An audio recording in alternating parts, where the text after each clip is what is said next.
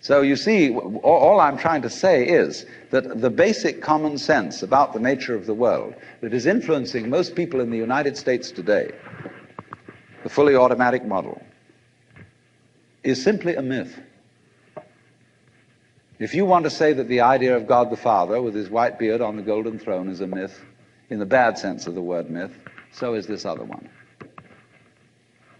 It's just as phony and has just as little to support it as being the true state of affairs. Why? And let's get this clear.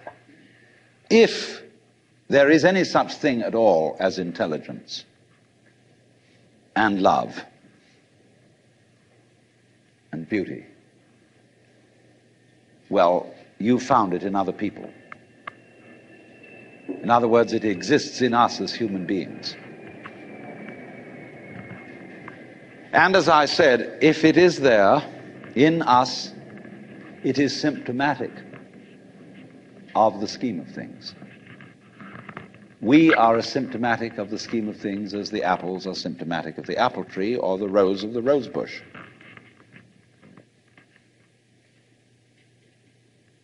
The earth is not a big rock infested with living organisms, any more than your skeleton is bones infested with cells. The earth is geological, yes, but this geological entity grows people. And our existence on the earth is a symptom of the solar system and its balances, as much as the solar system in turn is a symptom of our galaxy, and our galaxy in its turn is a symptom of the whole company of galaxies. Goodness only knows what that's in. But you see, when as a scientist you describe the behavior of a living organism, you try to say what a person does. It's the only way in which you can describe what a person is. Describe what they do. Then you find out that in making this description, you cannot confine yourself to what happens inside the skin. In other words, you can't talk about a person walking unless you start describing the floor. Because when I walk, I don't just dangle my legs in empty space. I move in relationship to a room.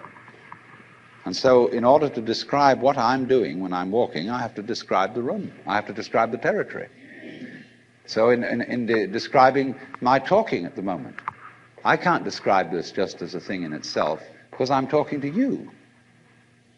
And so what I'm doing at the moment is not completely described unless your being here is described also.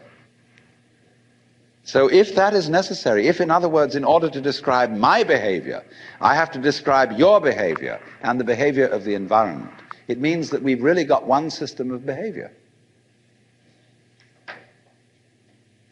That what I am involves what you are. I don't know who I am unless I know who you are.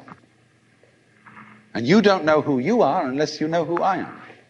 There was a wise rabbi once said, if I am I because you are you, and you are you because I am I, then I am not I and you are not you.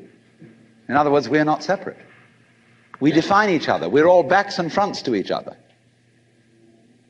You know, you can't, for example, have two sticks. You lean two sticks against each other and they stand up because they support each other. Take one away and the other falls. They interdepend. And so in exactly that way, we and our environment and all of us and each other are interdependent systems.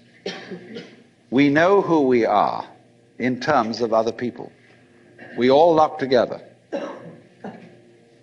And this is, again and again, the serious scientific description of how things happen.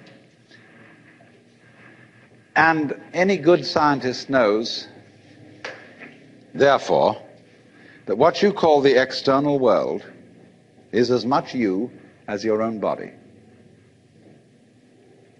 Your skin doesn't separate you from the world, it's a bridge through which the external world flows into you, and you flow into it.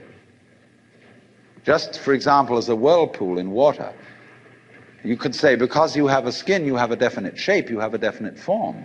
All right? Here is a flow of water, and it suddenly does a whirlpool. And then it goes on.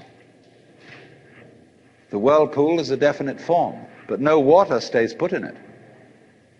The whirlpool is something the stream is doing. And exactly the same way, the whole universe is doing each one of us. And I see you today, and I recognize you tomorrow, just as I would recognize a whirlpool in a stream.